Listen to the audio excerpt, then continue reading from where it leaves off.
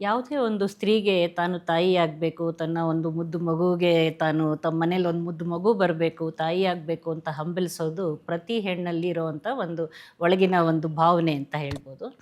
ಮತ್ತು ಈಗಿನ ನಾವು ನೋಡ್ತಾ ಹೋದರೆ ಒಂದು ಮಗು ಆಗೋದಕ್ಕೋಸ್ಕರ ಎಷ್ಟು ಕಷ್ಟಪಡ್ತಾರೆ ಅವ್ರು, ಎಂಥೆಂಥ ಕಷ್ಟಗಳನ್ನು ಸಹಿಸೋಕ್ಕೆ, ಎಂಥೆಂಥ ಪರೀಕ್ಷೆಗಳು ಮಾಡಿಸ್ಕೊಳ್ಳೋದಕ್ಕೆ, ಎಷ್ಟಾದರೂ ದುಡ್ಡು ಖರ್ಚು ಮಾಡೋಕ್ಕೆ ಎಷ್ಟೊಂದು ಕಷ್ಟಪಡ್ತಾರೆ ಅಂತ ನೋಡ್ತಾ ಹೋದಾಗ ಒಂಥರ ಮನಸ್ಸಿಗೆ ಬೇಜಾರಾಗುತ್ತೆ.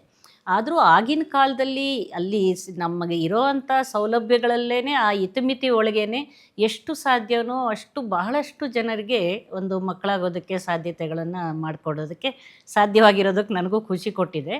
ನಾವು ದೇವರಾಗಕ್ಕೆ ಸಾಧ್ಯ ಇಲ್ಲ, ದೇವರ ಆಶೀರ್ವಾದ ನಮ್ಮ ಮೇಲಿದ್ದರೆ ನಾವು ಅವ್ರಿಗೆ ಖಂಡಿತ ಏನಾದರೂ ಒಂದು ಮಾಡೋದಕ್ಕೆ ಸಾಧ್ಯವಾಗತ್ತೆ. ಆದರೆ ಇದು ನಿಜವಾಗ್ಲೂ ಒಂದು ತಾಯಿ ಅವಳ ಮನಸ್ಸಲ್ಲಿ ಎಷ್ಟೇ ನೋವು, ದುಃಖ, ಕಷ್ಟ, ನಷ್ಟಗಳನ್ನು ಅನುಭವಿಸಿ ಕೂಡ ಒಂದು ಮಗುವಿನ ಅಳು ಕೇಳಿಸಿದ ತಕ್ಷಣ ಎಲ್ಲ ಮರೆತು ಆ ತಾಯ್ತನ ಅನ್ನೋ ಒಂದು ಆ ಭಾವನೆ ಅವಳ ಮನಸ್ಸಿನಲ್ಲಿ ನೋಡ್ತೀವಲ್ಲ, ಅದು ನಿಜವಾಗ್ಲೂ ಅದು ಬಹಳ, ಯಾವುದೇ ಒಂದು ಸ್ತ್ರೀರೋಗ ತಜ್ಞರಿಗೂ ಕೂಡ ಅದೊಂದು ಬಹಳ ಒಳ್ಳೆಯ ಕ್ಷಣ. ನಾವಿಷ್ಟೆಲ್ಲ ಮಾಡಿದ್ದಕ್ಕೆ ಸಾರ್ಥಕವಾಯ್ತಲ್ಲ ಅನ್ನೋದು.